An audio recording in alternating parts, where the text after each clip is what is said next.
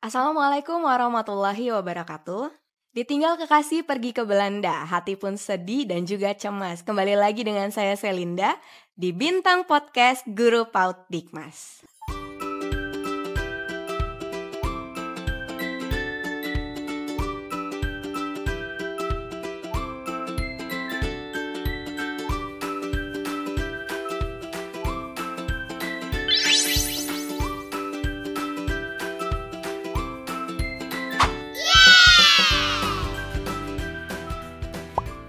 Halo sahabat Guru PAUD Dikmas, di episode kita kali ini kita akan membahas sebuah topik yang sedang hangat diperbincangkan oleh pegawai ASN terkait dengan uji kompetensi. Dan telah hadir bersama kita di sini salah seorang praktisi, yaitu Bapak Ajeng Surahman yang akan membagikan tips dan triknya mengikuti uji kompetensi.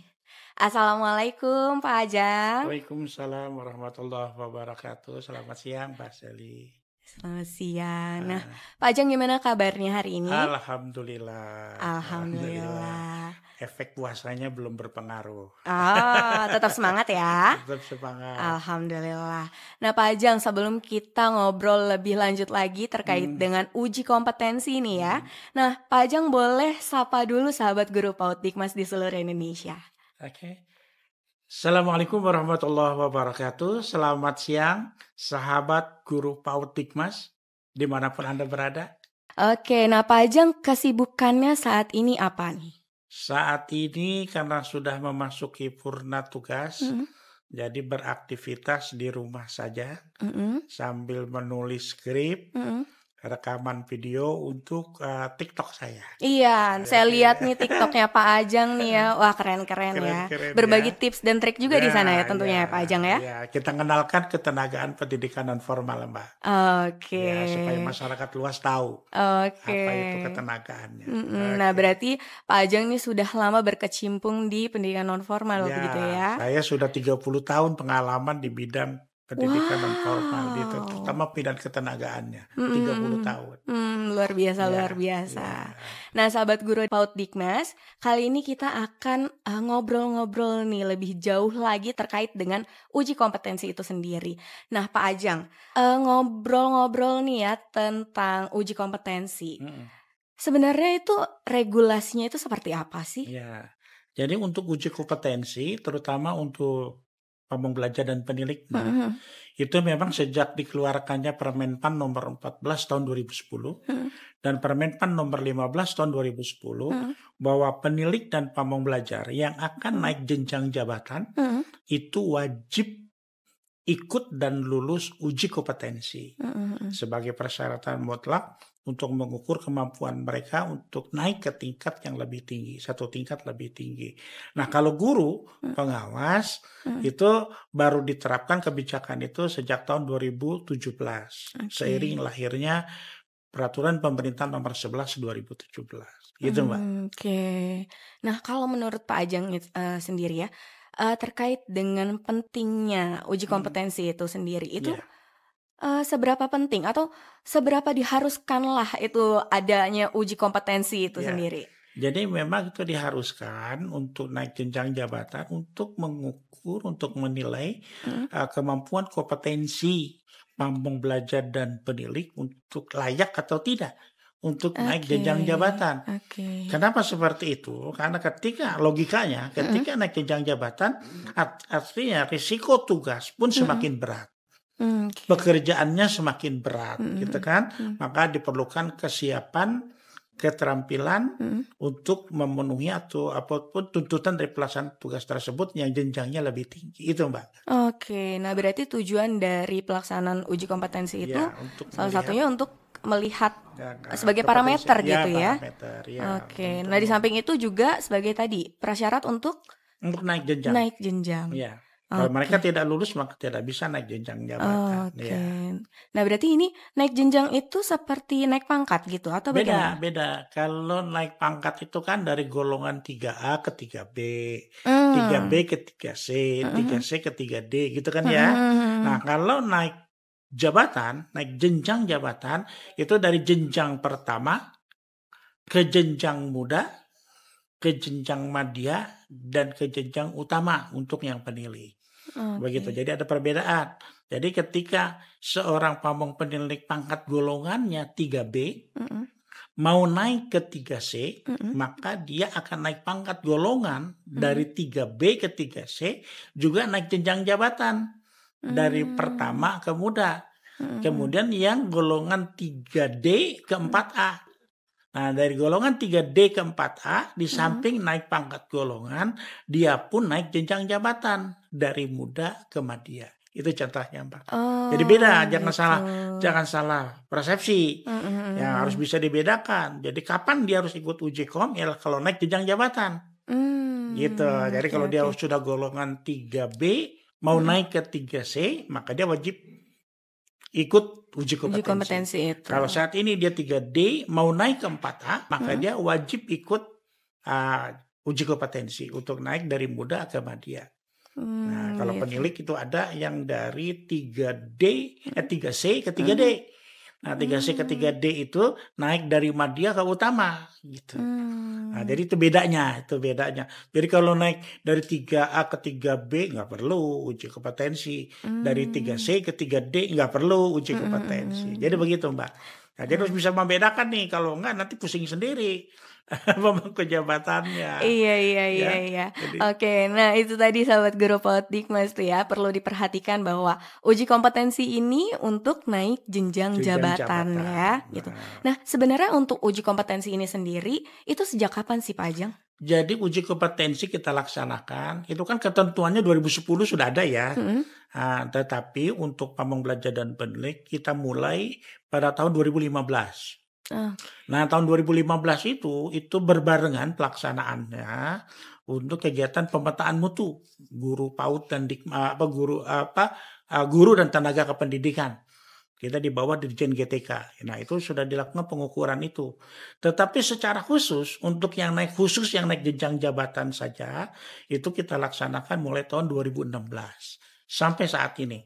Nah, kalau dari 2016, 2017 sampai dengan 2020 itu ya pelaksanaan uji kompetensi 1 tahun sekali. Nah, karena tuntutan banyak yang harus terhambat kenaikan pangkat golongan jenjang jabatannya, maka intensitas pelaksanaan uji kom itu ditambah. Jadi direktorat mengambil kebijakan untuk menambah periode pelaksanaan uji kompetensi tersebut supaya mereka tidak terhambat nih. Nah, tidak terhambat untuk naik. Misalnya yang tahap pertama gagal, bisa ikut lagi tahap kedua. Gagal lagi, ikut lagi tahap ketiga. Jadi banyak kesempatan ya Pak Ajeng ya? Banyak kesempatan dibuka peluang. Ya. Nah, kalau untuk jenis-jenis dari uji kompetensi itu sendiri, apakah ada beberapa jenisnya atau memang satu jenis uji kompetensi seperti itu atau seperti apa? Nah, jadi untuk uji kompetensi yang kita kenal saat ini diatur dalam PP nomor Permenpan nomor 1 gitu ya, bahwa uji kompetensi itu ada 3 jenis, 3 bentuk. Yang pertama untuk yang naik jenjang jabatan. Nah, itu dari dulu memang sudah diatur ya untuk naik jenjang jabatan. Kemudian yang kedua untuk pindah jabatan. Pindah jabatan itu misalnya dia guru pengen jadi pamong, pengen jadi penilik, maka uji kom. Oh, tapi itu bisa berarti? Bisa, jadi memang cuman ketentuannya baru dilaksanakan. Tidak dari dulu, tetapi baru kebijakan ini baru lahir seiring dengan lahirnya PP 11 2017 gitu kan ya. Nah, kemudian yang ketiga adalah yang pengangkatan kembali. Nah, pengangkatan kembali ini misalnya gini, jadi penilik, kita kan ya, penilik itu diangkat oleh pengambil kebijakan jadi kepala bidang misalnya, kepala bidang.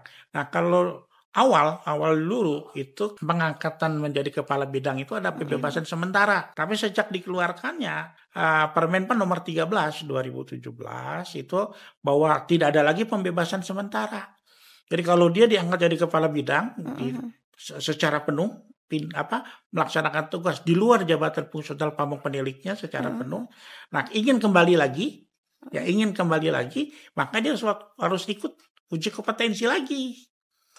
Nah, kalau di waktu dulu kebijakan pembebasan sementara mau diangkat lagi nggak jadi masalah, asal tidak melebihi masa tugasnya itu lebih dari 5 tahun. Sebelum 5 tahun dia boleh dikembalikan lagi ke jabatan lamanya sebagai pamong maupun penilik. Kembali ke asalnya gitu ya. Asalnya lagi. Nah, kalau sekarang tidak boleh. Lalu karena dia sudah diberhentikan ketika dia diangkat menjadi kepala bidang atau ditugaskan pada jabatan lain, statusnya itu sudah tidak ada lagi, tidak ada sangkut pautnya dengan pamong dan peniliknya. Gitu. Tidak ada sangkut pautnya, maka dia sudah diberhentikan. Nah, ingin kembali harus ikut tes lagi gitu. Nah, oleh karena itu, untuk pelaksanaan uji kompetensi ini yang perpindahan dari jabatan lain dan yang pengangkatan kembali, ini kita gabung, Mbak. Kita gabung menjadi uji kompetensi perpindahan jabatan perpindahan dari jabatan lain. Dari pelaksanaannya yang saat ini direncanakan ada 2 jenis. Ada 2 ya? Ada 2 jenis, yaitu naik jenjang jabatan dan uji kompetensi perpindahan atau pengangkatan kembali. Itu kita gabung jadi satu. Jadi itu jenisnya. Tapi untuk pelaksanaannya apakah disamakan? Beda. Oh, beda. Beda waktunya. Beda waktunya, beda materinya yang diujikan. Kalau yang naik jenjang jabatan, kan mereka yang sudah pernah melaksanakan tugas. Sebagai pamong atau penilik, kan gitu ya. Tapi kalau yang mau pindah, misalnya guru mau pindah menjadi pamong penilik, pamong atau penilik gitu ya, kan dia nggak punya basic pengetahuan keterampilan di bidang pamong dan penilik, kan gitu ya. Dari struktural mau pindah menjadi pamong penilik, ya boleh-boleh saja. Nah, tapi mereka tidak punya basic itu, jadi ujiannya beda, lebih banyak kepada persepsi mereka lah, pemahaman mereka bila mereka akan duduk pada jabatan fungsional pamong maupun penilik.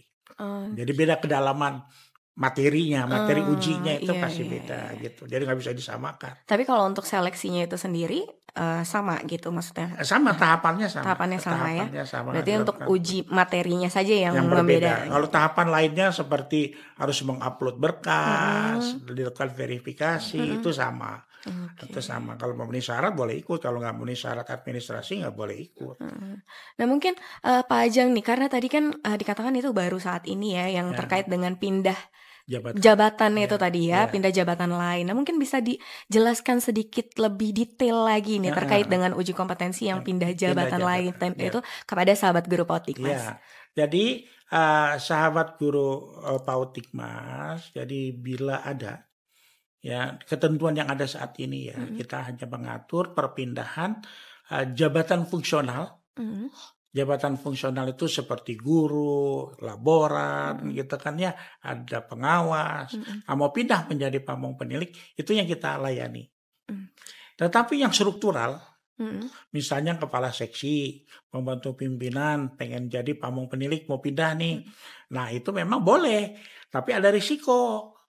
Risikonya begini, Mbak. Jadi kalau seandainya dia di struktural itu pangkat golongannya sudah 4A, ini contoh ya, sudah 4A. Maka ketika dia jadi pamong penilik, maka pangkat golongannya itu jenjang jabatannya pertama. Rugi dia. Rugi gitu. Makanya yang kita prioritaskan adalah jabatan fungsional lain ke dalam jabatan fungsional pamong belajar dan penilik. Itu bedanya. Berarti resiko tanggung sendiri ya? Tanggung sendiri. Kita nggak mau, kasihan juga kan? Iya. Kita nggak mau mengorbankan itu. Memang pada tahun 2016 itu ada Permenpan nomor 26 dan Permenpan nomor 42 yang keluar tahun 2018. Gitu ya. Itu memang membolehkan struktural pindah ke dalam jabatan fungsional pamong ataupun penilik melalui mekanisme in passing. Nah, tapi sekarang tidak boleh lagi berdasarkan ketentuan Permenpan yang keluar terakhir ini sudah tidak boleh lagi, kecuali jabatan fungsional itu masih baru. Nah, kalau jabatan fungsional itu masih baru, maka dikasih kesempatan untuk in passing. Nyari orang yang mau duduk di jabatan yang baru itu. Nyari, makanya ada kemudahan. Itu nanti ada ketentuan angka kreditnya. Nah, kalau yang struktural karena dia tidak punya angka kredit, maka kesulitan dia nanti. Maka hanya diakui dari ijazahnya saja.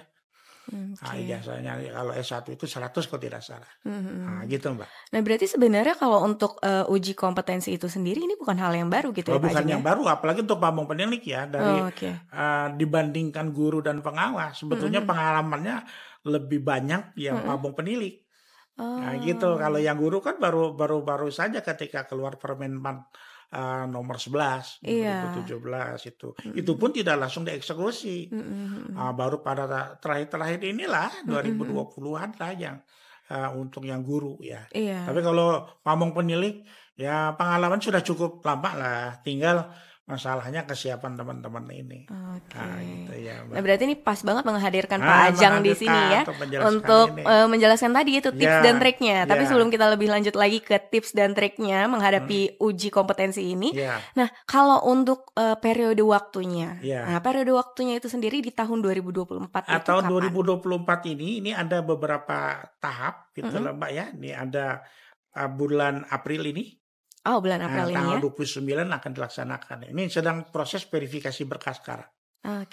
Sedang proses verifikasi berkas. Kemudian ada Agustus. Ada lagi kita jadwalkan dan yang terakhir tahun 2024 ini di bulan November. November itu yang untuk yang naik jenjang. Kemudian untuk yang pindah jabatan kita buka peluang pada bulan Juni. Pada bulan Juni 2024 dan waktu lain kalau memang peminatnya banyak untuk jadi pamong dan penilik, nah itu kita buka peluang pada bulan-bulan itu, pada waktu-waktu itu, gitu lah Mbak. Jadi waktunya ini, jadi kalau misalnya gagal di April, bisa mengulang di Agustus.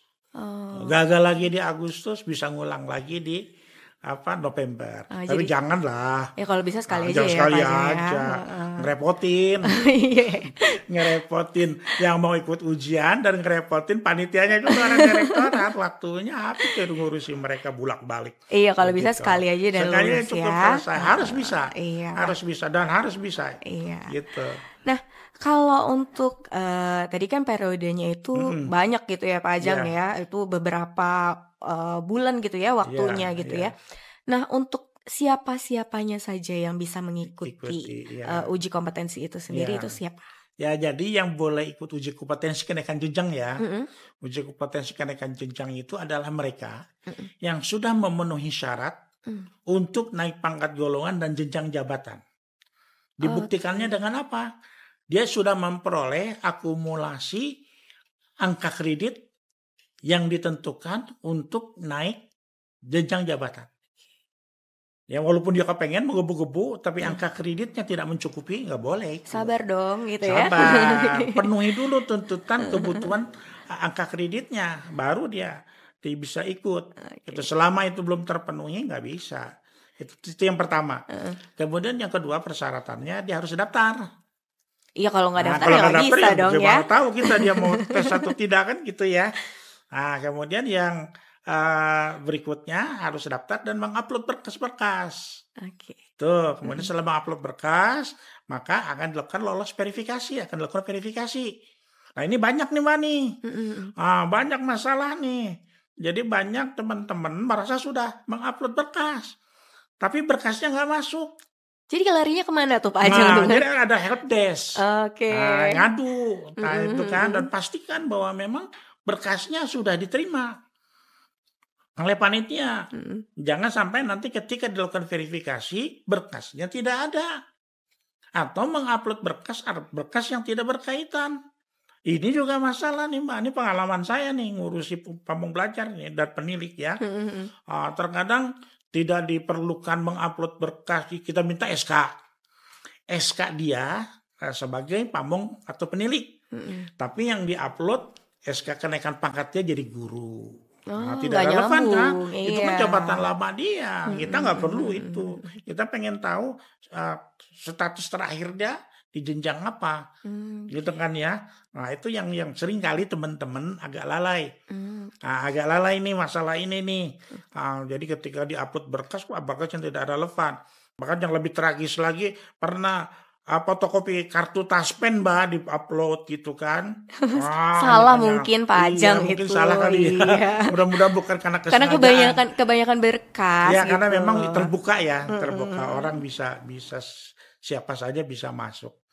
Gitu kan, bisa mengupload gitu. Ya mudah-mudahan kali ini teman-teman tidak ada masalah ya. Nah, karena saat ini sedang dilakukan verifikasi berkas dan tidak ada satupun harapan kita yang tidak lolos berkas administrasi. Lo baru seleksi administrasi aja udah gagal. Nah, gimana mau ikut uji kom gitu kan ya. Nah, ini perlu jadi perhatian teman-teman. Ya. Nah, berarti tadi kan disebutkan di awal itu terkait dengan prasyaratnya itu ada perhitungan angka kreditnya tadi ya. Angka kredit, Nah, ada nggak persyaratan khusus lainnya gitu ya selain dengan perhitungan angka kredit itu Pak Ajang? Jadi dia sudah punya, pertama Pak udah punya ya, ada rekomendasi dari pimpinan. Udah, kemudian ada pengantar. Udah cukup, nggak perlu banyak-banyak. Oh, berarti itu nggak terlalu banyak ya? Nggak jelimet, kita terlalu bikin banyak ya? semudah mungkin. Kita buat semudah mungkin persyaratannya. Kenapa kita butuh SK terakhir mereka yang mengupload SK terakhir? Karena kita pengen tahu bener nggak dia 3D, bener nggak 3B, bener nggak 3C, 4C gitu kan? Nah, pengen tahu, kita memastikan itu nama. Ya, karena nanti prosesnya itu Mbak, ketika sudah lulus uji kom, ya nanti kan ada sertifikat tuh. Ya, jangan sampai sertifikatnya berbeda namanya. Gitu kan? Jadi Nah, nama seperti siapa ya? misalnya nama saya Ajang Surahman. Ajang itu bukan J saja, tapi ada DJ. Gitu kan ya? Nah, saya memastikan dari SK dia. Kita pastikan dari SK yang bersangkutan bahwa memang namanya tidak salah. Gitu, namanya tidak salah. Dan itu resiko kalau memang nanti ada kesalahan, kita nggak mau menerima itu. Perbaikan gitu perbaikan ya. itu sulit karena ini kerja sistem. Kerja sistem. Jadi terus berurutan gitu loh, Mbak. Terus gitu kan, tidak bisa diperbaiki di tengah jalan. Itu nggak bisa. Jadi memang perlu kedisiplinan teman-teman. Kedisiplinan dan mungkin ketelitiannya. Jadi kalau memang mau mendaftar jadi peserta uji kom, perhatikan betul itu ketentuannya.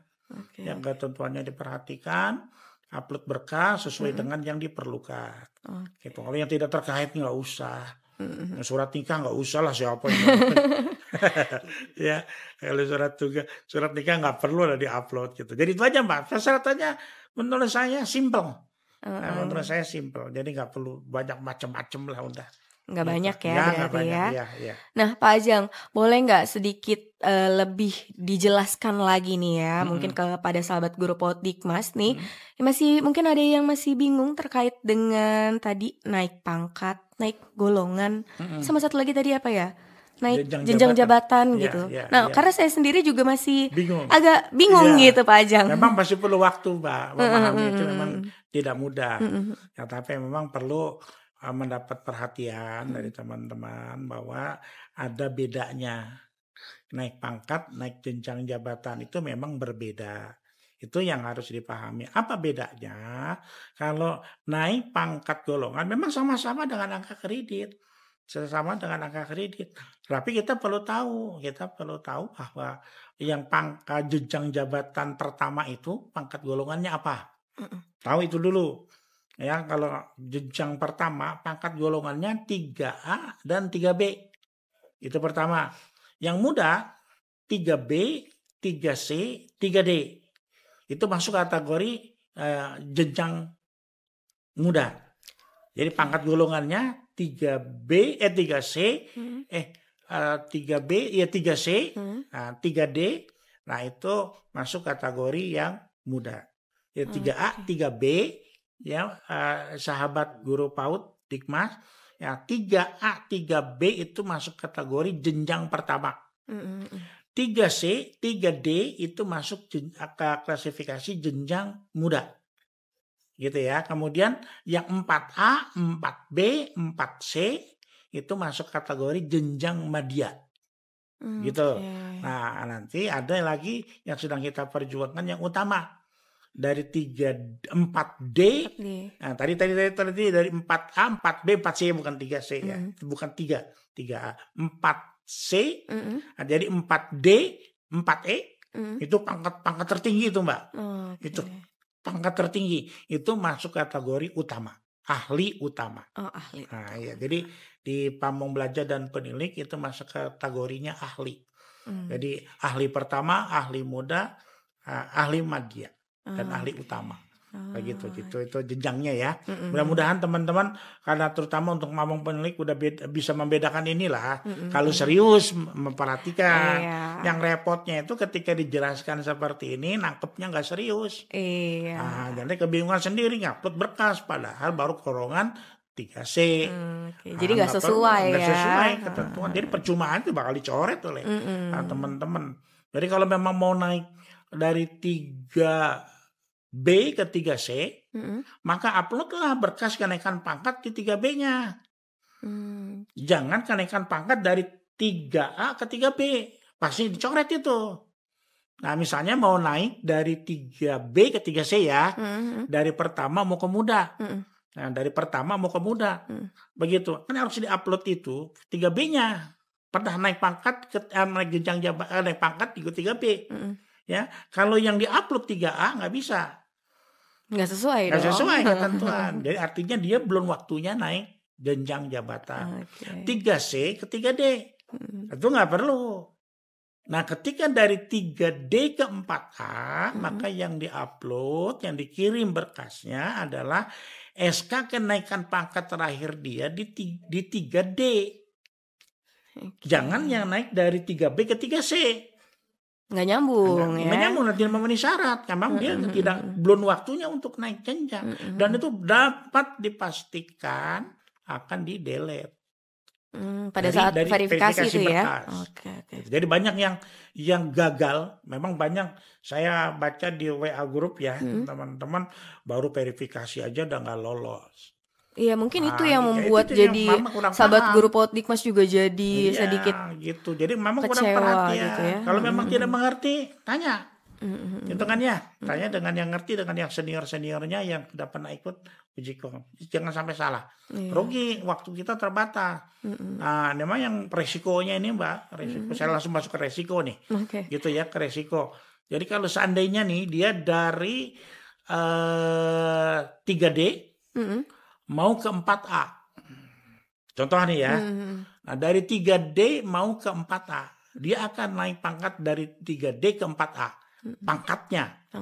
Tapi jenjangnya dia akan naik dari muda ke madya. Nah, kalau dia tidak bisa naik, tidak lulus uji kom atau tidak bisa naik ke 4A, maka akan terjadi risiko dia akan berhenti menjadi pamong belajar dan penilik pada usia 58 tahun. Itu risikonya kalau tidak lulus. Begitu. Jadi untuk naik dari 3D ke 4A ya memiliki risiko dari BUP-nya, batas usia pensiunnya. Itu yang memang yang dikejar-kejar oleh teman-teman. Jadi ya mereka harus berupaya. Apalagi kalau yang usianya sudah mendekati 58 pasti uji kom ini apapun akan dilakukan supaya bisa lolos. Gitu kan ya, apapun akan dilakukan agar bisa lolos. Tapi sistem kita udah nggak semudah itu, untuk bisa minta tolong untuk diluluskan. Gitu loh Pak. Oke nih, tadi kan sudah dijelaskan ya sahabat guru Potikmas terkait dengan prasyarat-prasyaratnya itu apa saja, lalu siapa saja yang bisa mengikuti uji kom ini. Nah sekarang kalau untuk tahapan-tahapannya Pak Ajang, itu tahapan-tahapan mengikuti uji kom itu seperti apa? Ya, jadi tahapan yang pertama yang telah dilakukan itu adalah sosialisasi.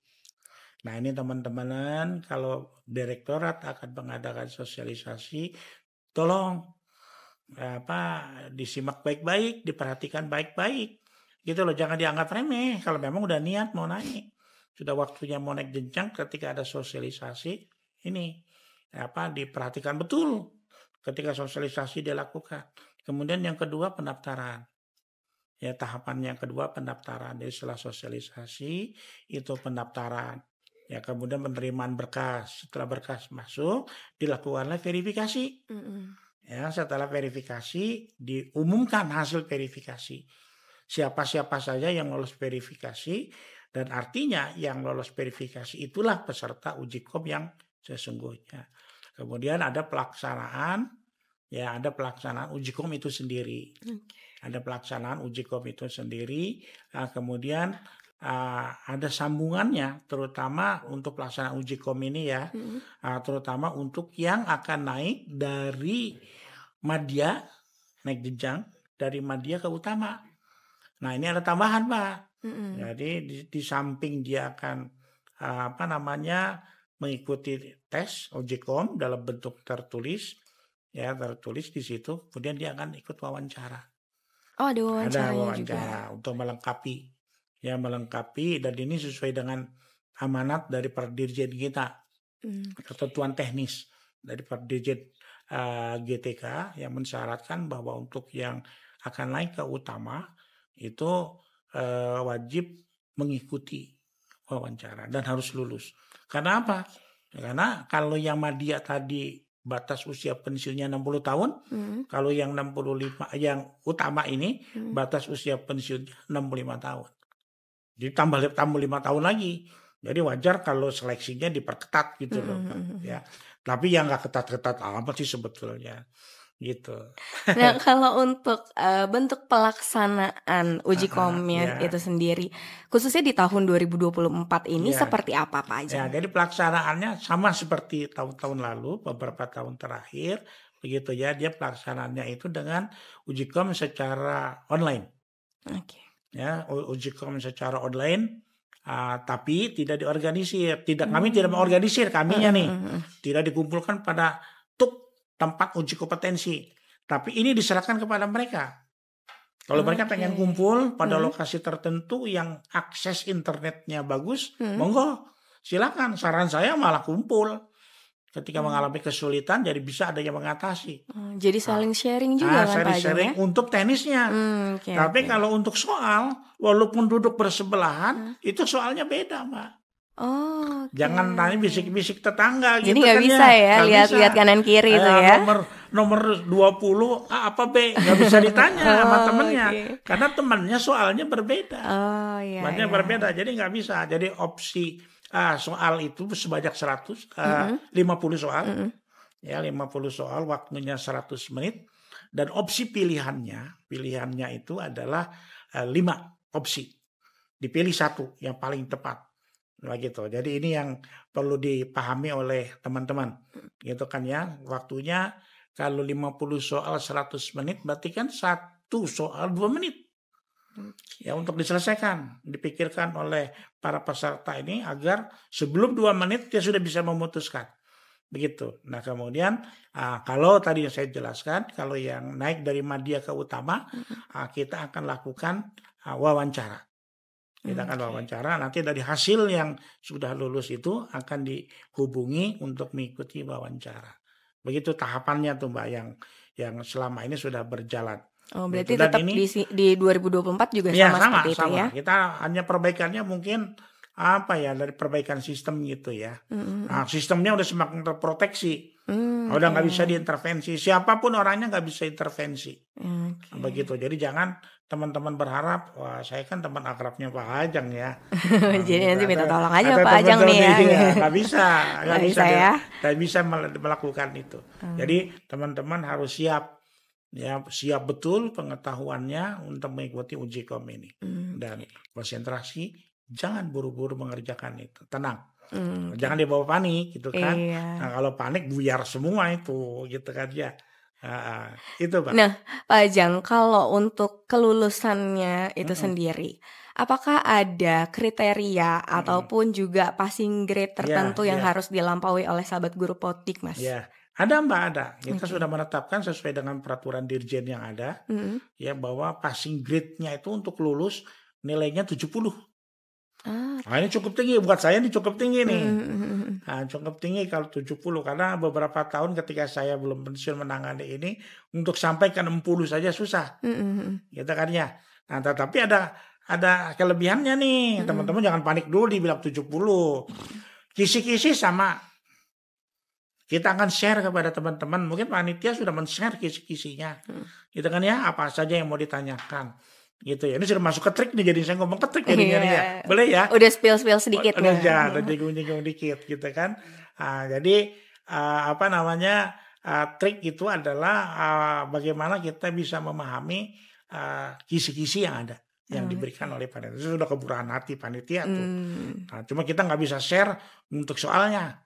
Nggak boleh itu. Masa soal mau dibagiin. Tetap rahasia ya Rahasia itu ya. itu. Jadi teman-teman kalau ingin lulus ya pelajari aja kisi-kisinya. Dan memang untuk yang tes tertulis, ya ini bocoran. Tes tertulis itu lebih fokus kepada penjabaran dari standar kompetensi. Standar kompetensi pamong belajar sebagaimana diatur dalam Permendikbud nomor 152 tahun 2014. Standar kompetensinya apa? Di situ ada dari kompetensi, subkompetensi seperti apa. Nah, itu diurai di situ. Nah, kemudian untuk yang penilik, untuk penilik kita lebih banyak mengacu kepada Permendikbud nomor 1598 tahun 2014 tentang standar kualifikasi dan kompetensi penilik. Itu dijabarkan di situ. Nah, itu kalau teman-teman sahabat guru PAUD Dikmas mencermati kisi-kisi, pasti tuangannya seperti itu. Cuma memang ini yang perlu diupayakan oleh teman-teman. Begitu ya, kan kita nggak mungkin definisi ya, nanyanya definisi itu kan ya, apakah pengertian dari kompetensi sosial gitu misalnya, nggak begitu dong yang ditanyanya kan. Apa sih yang ditanyakannya itu bagaimana konsep teori misalkan ya, dari pemahaman yang bersangkutan tentang pelaksanaan daripada standar kompetensi itu sendiri. Jadi memang baunya tuh bau teoritis gitu kan, bau teoritis gitu. Tapi memang ini menjadi ya nggak bisa dielakkan, kan nggak mungkin ditanya ini kalau tugas ini siapa yang melaksanakan gitu kan, yang tidak. Tapi ini lebih banyak teori-teori dan konsep gitu Mbak. Jadi ya harus belajar banyak lah, harus belajar, dan belajarnya pun saran saya gitu jangan sendirian. Nah, kan di IPI itu ada Ikatan Penilik Indonesia di tingkat kabupaten kota. Kemudian di suatu wilayah kota ada yang namanya IPABI, Ikatan Pamong Belajar. Dikoordinasikan oleh organisasi ini ya untuk saling memahami ya, minimal dengan teman-teman yang pernah ikut. Kalau ini nih kompetensi ini dan subkompetensi ini isinya apa kira-kira? Kemarin ditanya apa? Dan ini suatu kemurahan hati dari direktorat juga, ya Mbak ya. Karena soalnya sama udah berapa tahun, dibulak-balik gitu. Cuman memang diacak aja urutannya. Tapi tingkat bobot nilai itu sama, ya gitu Pak. Nah tadi kan dikatakan oleh Pak Ajang terkait dengan kriteria minimalnya itu adalah 70. Ya. Nah itu untuk yang lulus ya Pak Ajang ya. Kalau yang tidak lulus, apakah nantinya bisa mengikuti ujian ulang atau bagaimana? Ya, jadi yang lulus ini tidak ada Jadi? Tidak ada remedial, tidak ada mengulang. Tapi harus ikut pada periode berikutnya. Gitu kan. Tadi kan bulan April, Agustus, November ya. Jadi yang bulan April ini tidak lulus, dia daftar lagi untuk pelaksanaan uji kom bulan Agustus. Itu resiko memang. Nah, jadi resikonya seperti itu. Makanya kalau memang merasa takut repot, ya harus lulus gitu loh. Harus lulus gitu. Jadi kita tidak mengadakan remedial untuk mereka-mereka yang tidak lulus. Maka kewajiban mereka adalah mengikuti tahapan-tahapan dari awal lagi. Ya, mendaftar, mengupload berkas harus disiapkan gitu kan ya. Nah, itu jadi tidak ada ini. Memang ya prosesnya seperti itulah. Karena kita kan ini berkaitan juga dengan anggaran juga ya. Nggak mungkin lah kita meladeni 1-2 orang yang tidak lulus dengan menyelenggarakan gitu kan, membuka soal-soal itu kembali. Memang itu tidak bisa dengan begitu saja bisa dilakukan pengujian dengan soal-soal walaupun online. Tetap harus ada yang mengendalikan. Ini yang cukup berat gitu. Nah, tapi ya kalau siap mah nggak berat lah. Ya kan ya. Masalahnya tuh kalau nggak ada persiapan pengen lulus, udah susah dah itu. Ngomong kalau begitu udah susah udah. Ya. Nah Pak Ajang nih, mungkin ini yang ditunggu-tunggu oleh sahabat guru PAUD Dikmas terkait dengan tips dan trik atau kiat-kiatnya untuk menghadapi uji kom itu sendiri. Mungkin bisa disampaikan kepada sahabat guru PAUD Dikmas. Tadi saya sudah singgung sedikit ya triknya supaya bisa lolos. Jadi intinya yang pertama saya mulai dari yang verifikasi berkas dulu. ya ketika mengupload berkas, ya perhatikan petunjuk yang ada, pedoman yang ada. Ya, jangan mengurangi dan melebihkan berkas-berkas yang diupload. Gitu ya. Nah, perhatikan betul ketentuannya. Begitu, perhatikan betul ketentuannya. Kalau yang harus diupload itu pangkat terakhir yang bersangkutan, ya jenjang pangkatnya, kirim itu. Nah, kirim SK terakhirnya. Itu masa nggak bisa membedakan mana SK terakhir, gitu ya. Memang yang paling sering ini yang paling terjadi adalah penilik yang dulunya berasal dari guru, gitu kan. Nah, pak terakhir guru itulah yang diupload, ya pasti dicoret lah, begitu. Jadi ini tolong. Nah, kemudian yang kedua, pelajari ya aturan-aturan, dan yang saya perlu sampaikan di sini ya tadi ya sudah saya katakan, pelajari Permendikbud 152 untuk yang pamong belajar. Di situ dikupas nanti ya, dalam kisi-kisinya, dalam soalnya nanti. Kemudian Permendikbud nomor 98 yang penilik, yang pelajari itu. Nah, di samping kisi-kisi dipelajari gitu ya. Nah, ada kan komunikasi. Ya, ini trik juga nih teman-teman nih. Sedikit banyak ini akan berpengaruh. Yang pertama kesiapan mental kita. Oh, kemarin saya bisa ngerjain ini loh, gampang kok sebetulnya gitu kan. Itu akan menguatkan mental kita. Ada diskusi dengan teman-teman yang lolos. Nah, tapi jangannya dikumpulin hanya pendapatnya sama teman-teman yang nggak lolos. Nah, itu jadi nanti rasa khawatir itulah yang nanti terjadi. Tapi nggak apa-apa, tanya sama mereka. Kemarin pertanyaannya apa ya aja keluar. Nah, boleh juga kan didiskusikan. Kemarin pertanyaan apa saja, kamu kemarin soalnya apa aja. Itu yang bisa dilakukan gitu kan, mendiskusikan itu. Nah, jadi kalau bisa memang menghadirkan yang lolos itulah untuk mendampingi mereka. Jadi ini triknya teman-teman. Jadi memang tidak bisa ditawar. Tidak bisa ditawar. Harus belajar. Harus belajar. Nggak bisa ditawar lagi. Kecuali kalau mau minta soal-soalnya gitu ya. Nah itu udah lain lagi ceritanya itu. Dan itu memang tidak boleh. Etika uji kompetensi pun melarang itu. Kalau pengen uji kompetensinya tidak dinilai abal-abal gitu kan ya. Nah, itu kan akan mempermalukan. Apa kata dunia nanti? Oh, uji kompetensi penilik, uji kompetensi pamong belajar, soalnya udah dibagikan terlebih dahulu oleh panitia. Udah nggak ada wibawanya lagi itu ya. Gitu Mbak. Ya. Oke, nah Pak Ajang, sebelum kita tutup podcast kita pada kesempatan kali ini, mungkin Pak Ajang bisa menyampaikan pesan-pesan untuk sahabat guru PAUD Dikmas di seluruh Indonesia. Silakan Pak Ajang. Ya baik, sahabat guru PAUD dan Dikmas, uji kompetensi ini adalah kewajiban rutin. Ya bukan hal baru. Ya bukan hal baru. Jadi memang persiapan untuk mengarah ke sana. Gitu ya, persiapan untuk mengarah ke sana, Anda harus benar-benar mempersiapkan diri dengan baik, dengan yang serius. Jangan menganggap remeh. Penyakit yang paling banyak diderita oleh teman-teman pamong belajar dan penilik ketika uji kompetensi itu tidak pernah serius. Terkadang memang meremehkan. Gampang lah, saya kan punya kenalan ini, ada yang bisa bantu saya gitu kan ya. Oh itu bahaya udah tuh. Kalau udah ngandelin begitu udah bahaya dah. Akhirnya apa? Semangat untuk belajarnya hilang, turun. Gitu kan ya, menggampangkan. Ya kalau memang Anda pengen hasil yang lebih bagus, ya harus kerja keras. Itu resiko di mana-mana. Teori dunia juga begitu, teori yang berkembang. Anda ingin berhasil, ya harus kerja keras, harus disiplin. Kan begitu ya. Nggak mungkin bermimpi saja. Pengen lulus, 1000 kali ngomong pengen lulus, tapi tidak pernah berbuat yang mengarah kepada peningkatan kompetensi agar bisa lulus, ya percuma saja. Itu. Jadi teman-teman ketika uji kompetensi dilakukan, tenang pikiran. Ya, pikirannya lepas dulu, lepas. Jangan pikirin yang macam-macam. Oh nanti lulus nggak nih? Udah, lepaskan dulu. Ikuti aja, konsentrasi. Ya, konsentrasi mempelajari soal dan apa jawabannya, apa pilihan jawaban. Itu yang paling penting. Ya jangan dibawa panik. Kalau sudah dibawa panik, grogi nanti. Kalau ada grogi, buyar semua. Ya apa yang sudah didiskusikan, apa yang sudah dipersiapkan, itu akan buyar, akan bubar itu nanti. Ya, jadi teman-teman, saya pada kesempatan ini menyampaikan selamat mengikuti uji kompetensi.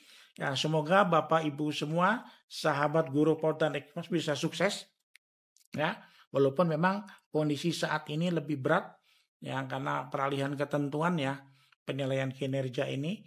Nah, jadi teman-teman harus bisa lebih mempersiapkan diri lagi. Demikian, Mbak, yang bisa saya sampaikan. Ya, Wah, keren nih sahabat guru Podikmas. Disiplin dan kerja keras untuk mendapatkan hasil yang maksimal. Terima kasih banyak Pak Ajang ya baik, atas bincang-bincang sama-sama, kita Mbak. hari ini nih. Ya, Ini membuka sahabat guru Podikmas nih yang akan mengikuti uji kompetensi. Terima kasih banyak Pak Ajang. Semoga ya, Pak Mbak, Ajang sehat sama-sama. Amin, amin. selalu. Oke, sahabat guru Podikmas, itu tadi perbincangan kita mengenai tips dan trik mengikuti uji kompetensi.